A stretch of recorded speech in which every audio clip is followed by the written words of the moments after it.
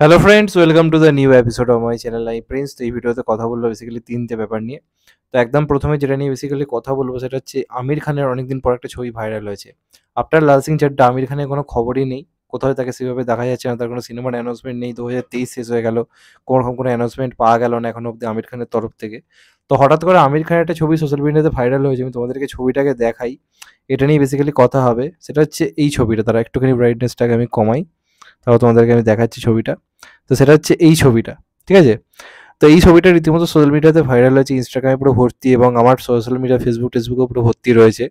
এবার এই ছবিটা দেখার পর অনেকেরই বক্তব্য এবং একটা হাওয়া চারপাশে উঠতে শুরু করেছে যে সত্যজিৎ রায়ের বায়োপিকে আমির খানকে বলিউডে নাকি কাস্ট করা হচ্ছে এবং আমির খান নাকি নিজেই কাজটা নিয়ে করতে নিয়ে খুবই আগ্রহী। এবার এই ছবিটা রীতিমতো ভাইরাল এবং ওরকমই একটা পোজে আমরা দেখতে পাচ্ছি। তো অনেকেরই বক্তব্য, বাংলায় যেমন জিতু কামাল সত্যজিৎ রায় করেছে তেমন কি বলিউডেও তাহলে আমির খানকে ভাবা হচ্ছে। তাহলে এটা নিয়ে যেটা জানা যাচ্ছে বেসিক্যালি, এরকম কিন্তু কোনো প্ল্যানিং এই মুহূর্তে দাঁড়িয়ে নেই, মানে আমির খান সত্যজিৎ রায় করছে এমন কোনো খবর নেই। এবং আমির খান, যেটা বেসিক্যালি আমির খানের ইনসাইডার নিউজ থেকে যেটা জানা যাচ্ছে, আমির খান এই মুহূর্তে কোনো সিনেমা নিয়েই বিজি নেই।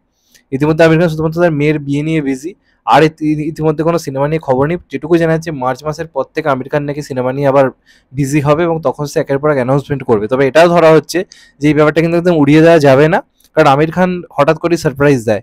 তো সে ভেতরে ভেতরে কী কী প্ল্যান করছে না করছে সে সব কিছুই আমাদের ধরাছোঁয়ার বাইরে।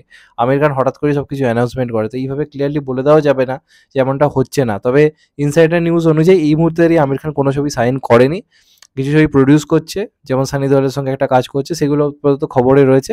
তবে খুব সম্ভবত মার্চ মাস নাগাদ আমির খান তার প্রথম সিনেমার অ্যানাউন্সমেন্ট হয়তো করতে চলেছে আফটার লাল সিং চাড্ডা। তো দেখা যাক সেটা কি হয়, তার জন্য আমাদেরকে আর কদিন ওয়েট করতে হবে। নেক্সট যেটা নিয়ে কথা বলবো সেটা বেসিক্যালি হচ্ছে থালাপতি 68 এর আজকে ফার্স্ট লুক সামনে এসছে, সেটা নিয়ে আজকে মানে কথা বলবো আমরা।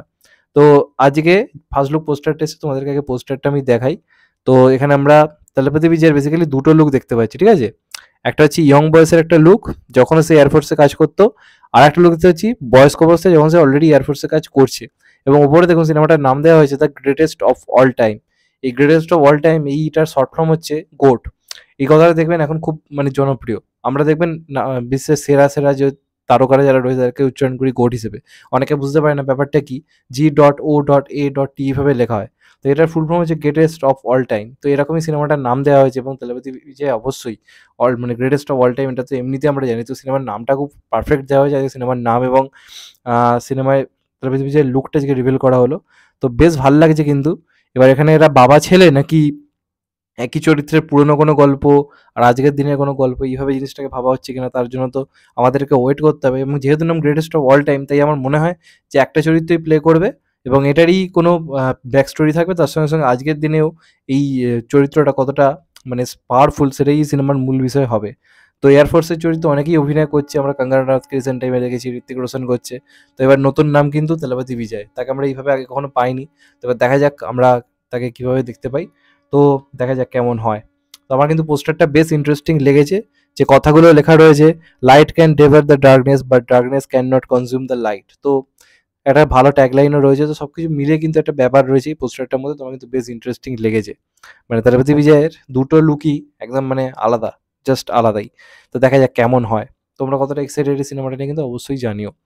আর লাস্ট যেটা নিয়ে কথা বলবো সেটা হচ্ছে মির্জার থার্ড পোস্টার বেরিয়েছে। তো সেটা নিয়ে আগে ফার্স্টে মানে কথা বলে নিই। তো তোমাদেরকে আগে দেখাই। তো এটা হচ্ছে সরি ফার্স্ট পোস্টার নয়, এটা বেসিক্যালি মির্জার হচ্ছে থার্ড বা ফোর্থ পোস্টার হবে। তো এটা হচ্ছে বেসিক্যালি মির্জার ফোর্থ পোস্টার। তো পোস্টারটা কিন্তু বেশ ইন্টারেস্টিং লাগছে। অঙ্কুশদাকে সত্যি কথা বলতে গেলে দারুণ লাগছে এবং অঙ্কুশদা কিন্তু নিজের জায়গা থেকে ট্রাই করছে, টানা 6-7 দিন ধরে অ্যাকশন দৃশ্য শ্যুট হচ্ছে। Can you imagine? এটা বাংলা সিনেমায় সচরাচর এখন দেখা যায় না, জিদ্দার সিনেমা হলেই দেখা যায়। সেখানে দাঁড়িয়ে বাংলা সিনেমায় আফটার জিদ্দা আমার মনে হয় কারো সিনেমা এতদিন ধরে অ্যাকশন দৃশ্য শ্যুট করা হচ্ছে এবং পুরো অন্য রকম একটা ক্যামেরা ইউজ করে বলিউড থেকে সরি সাউথ থেকে অ্যাকশন ডিরেক্টর এনে।